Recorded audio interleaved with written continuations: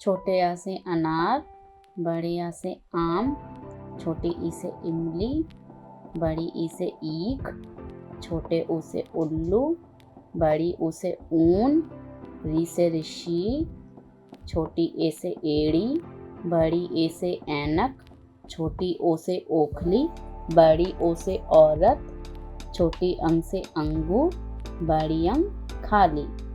क से कबूतर, ख से खरगोश, ग से गमला, घ से घड़ी, अणा खाली। च से चम्मच, छ से छाता, ज से जहाज, झ से झंडा, य खाली। ट से टमाटर, ठ से ठठेरा, ड से डमरू, ढ से ढक्कन, ण खाली। त से तरबूज, थ से थर्मस, द से दवात, ध से धनुष, न से नल।